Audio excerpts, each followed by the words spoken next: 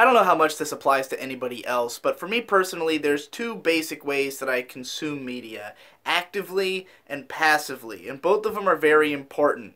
Active participation with media means I'm paying my full attention. I'm trying to get something out of it. Maybe I'm thinking more analytically about it, or just trying to have a good time. It's media that I'm consuming for the sake of consuming that media. But there's lots of stuff that I just have on in the background, passive stuff, which just has to be within the wheelhouse of my interests enough that I won't be turned off by it, but also I don't really have to give it that much attention. It can be something I'm playing because I just woke up, or something that I'm just trying to decompress and I'm thinking about something else, or I'm in the middle of working on something, or I'm playing a video game and it's on in the background. There's just a lot of different ways that I might have media just running passively. And for most people, at least until recently, that kind of passive media was mostly facilitated by TV. Most people just have a TV on in their house, you know? My parents, at all times, TV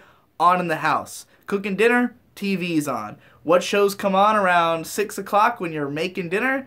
Really pointless, laugh track driven sitcoms, which you don't really have to pay attention to because they're very loud and there's a joke only once every 45 seconds or so. And, you know, during the laugh track, you can do something else. I'm looking for my drink. That's why I'm looking around like that. Now, the thing about passive media is that it doesn't have to be particularly good. It doesn't have to be high effort. It doesn't have to be something that you put a lot of time and money into. In fact, it might be better if it's low effort. And I think that the internet has done a great job of providing new forms of very niche, passive media. For instance, I listen to a lot of Anthony Fantano vlogs where he has this channel called Fantano where it'll just be him talking about some random topic for 10 or so minutes. And these videos are usually pretty repetitive.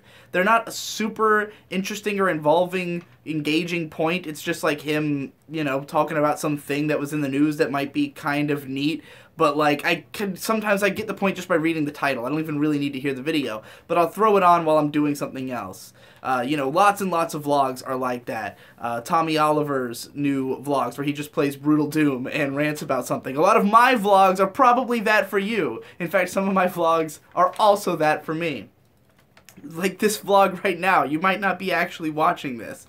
And that's perfect. It's a perfect form of healthy, bad content. That's what I'm going to call it.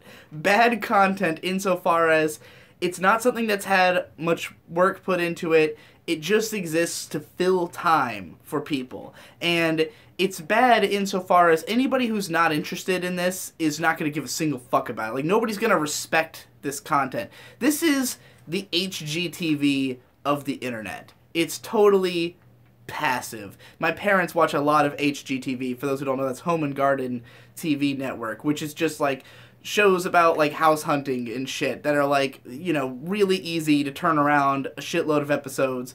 They probably record a whole season in like a fucking week or something, you know, and it's just something you have on passively because you happen to be interested in home ownership, like my parents are, you know, or which is a pretty broad category of people. Not a whole ton of people are interested in guys in their room ranting about either sociological concepts or like media, particularly anime. You know, pretty niche market we're talking about here, but it's the same kind of thing. You throw it on, you give it a listen, it's a good way to pad out your day. And it's funny because I feel like these kinds of media get a lot of shit. Like, people really harp on daytime TV for being vapid and, you know, empty and like sometimes exploitative if it's stuff like the Dr. Phil show.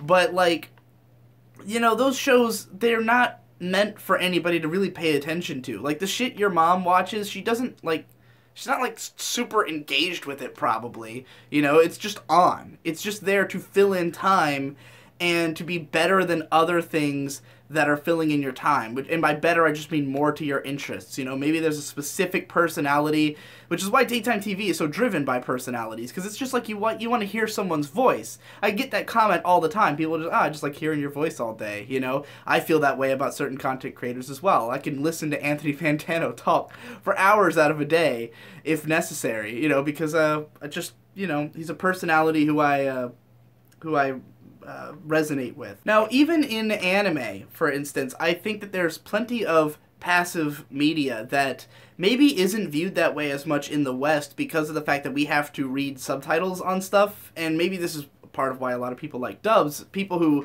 are more TV viewers who watch a lot of passive media probably prefer dubs for this reason. Even I do. Like, if I'm gonna watch, like, Pokemon or something, I'll just watch it dubbed, unless it's one of the newer shows where the dubs are really terrible. But, like, you know, some shows I'll watch dubbed just because I don't want to pay my full attention to it all the way through.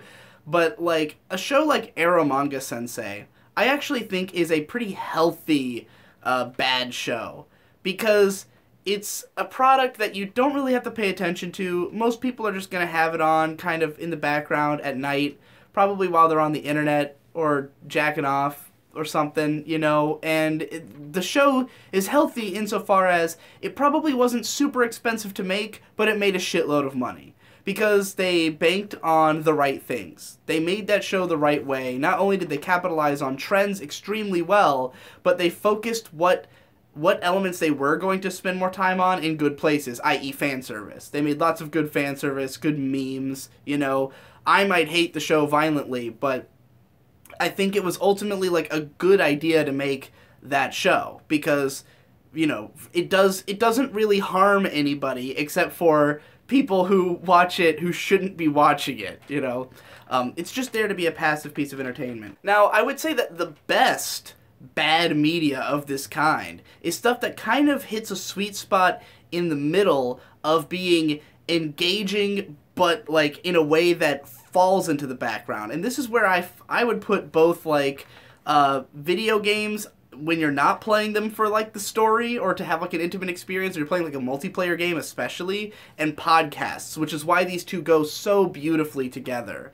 Because video games can be engaging on a physical level. It keeps you feeling like you're doing something, which has a very calming effect. It's a good stress relief. It's good for just, like, the feeling of accomplishment in your day, to feel like you've made progress in something, you know, during the hours that you would ordinarily have nothing to occupy them with. Because you can't be working 24/7. You cannot constantly be doing, like, stuff that's important to your future and livelihood. You have to take some rest time to make your fucking brain continue to work properly. So, you know, instead of staring at paint on a wall, you're probably going to watch TV or, you know, play a video game or something. Or, I don't know, go outside if you're, like, a freak. Podcasts, likewise. You don't have to look at anything. A lot of the times, because they're not that structured, you can just leave it on and let it kind of flow with its natural cadence of dialogue. You know, when I first got into YouTube, me and a lot of my friends were very anti-podcast and anti-vlog because we saw it as wasting a lot of time. Like, if you watch my main channel videos, they're often very strictly written so that every sentence means something and you kind of have to pay your full attention to them to get the whole point. And, you know, that was how I saw it, as, like, that's what a good YouTube video is back then. But back then, I didn't consume YouTube passively, and I didn't see that, like, you know, in my house where I don't even have cable, where there is no TV to fill in that extra space, and where I don't always have time to set aside to play a video game, which might take, you know, like, a few hours. If I'm going to go to the trouble of sitting down with a controller, I'm going to play it for more than 20 minutes, you know. But if I just need 20 minutes to kill, fire up some Fantano videos, fire up the latest Best Guy Ever Wiagawa video, you know, like, these are good things to just kind of passively enjoy.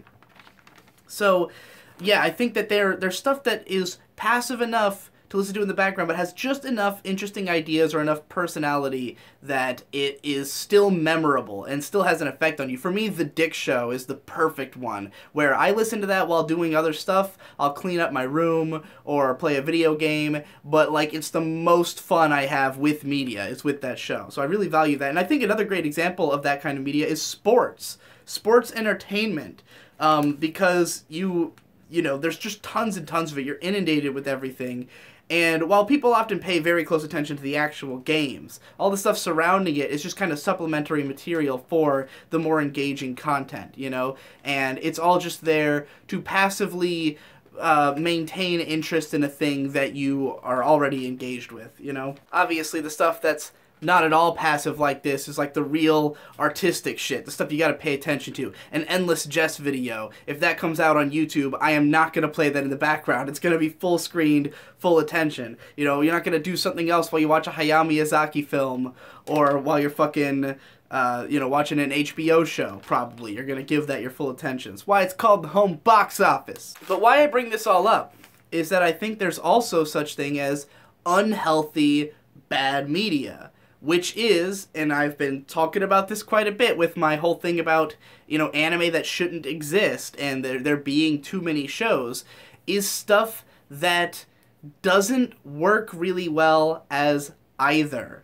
Either something that is trying to hold your full attention but is boring or bad, or something that's supposed to be passive but is just, like, aggressively annoying. And obviously these are different for everybody. I mean, I personally cannot tolerate The Big Bang Theory. If it's on in the same room as me, I will leave the room because it will infuriate me. But there's plenty of people who love that show. It's been going on for fucking ever. Most of those people enjoy it passively.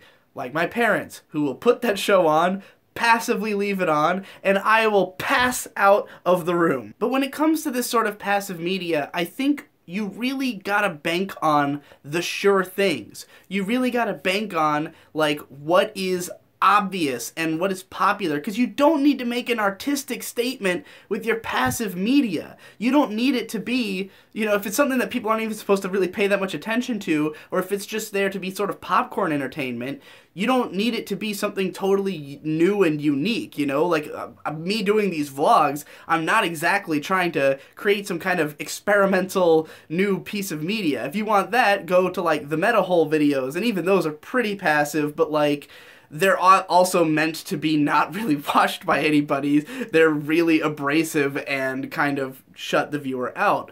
But if you're trying to reach a big audience, which you have to if you're spending a lot of money on your project, i.e. anything on television, you know, like, a lot of money's going into that, so you need to make a decision. Is this going to be popular, or is it going to be good? And if it's not going to be either of those things, don't make it!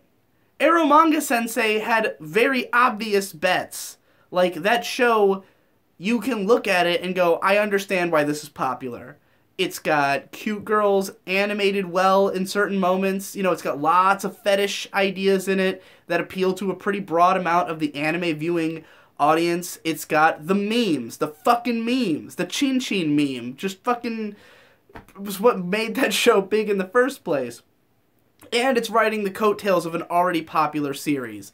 That is a sure thing, a safe bet. But then you look at a show like, you know, and I don't want to keep using two-car because people got on me that, like, using one example made it more confusing.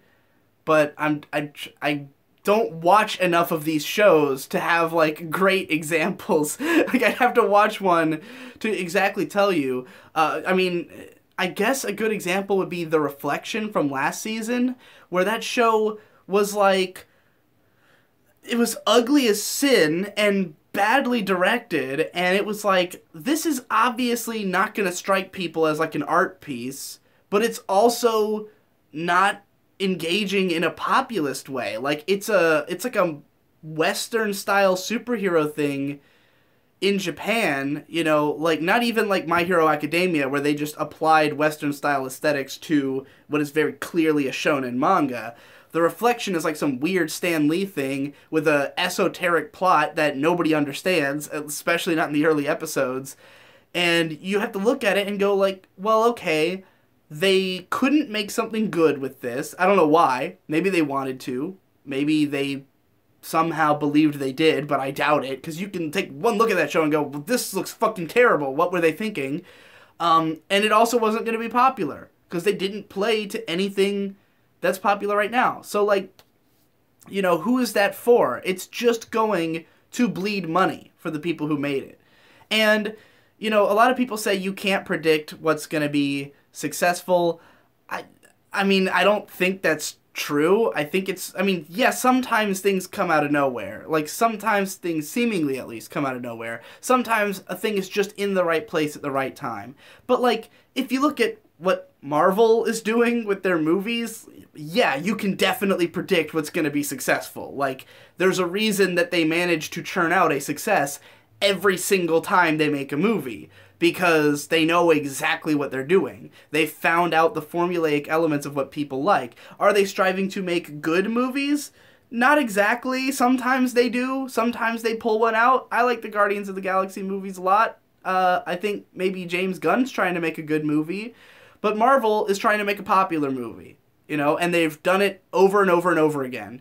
And any other studio can just look at that and go, well, let's just do what they do, you know, and some of them have. Some of them look at it and, like DC, and for some reason go, let's do the opposite of what they do. That'll totally work. And then everyone's like, what the fuck are you doing? Still successful movies, though. You know, so when I look at shows that don't try to be either of those, I just wonder why they're there. Because if you make a good show, people will eventually find out about it. You know, it might not take off immediately, but like lots of anime that were not successful when they came out, for instance, they eventually make back their budget in the long run when word gets out and when Blu-rays are on sale and when reruns start happening. You know, lots of shows that are good really get appreciated later. Some, in fact, literally every game-changing classic anime. Space Battleship Yamato was not considered much of a success until the movies came out and were a huge success. Mobile Suit Gundam was not a success until the movies came out and made it a huge success. Neon Genesis Evangelion definitely became more of a success as it went and a bit later. You know, like all these game-changing shows were not successful when they came out. They were successful because they were good, and therefore people came to them. But if you're going to make a show that's not good or popular, I don't know what you're doing. That's all.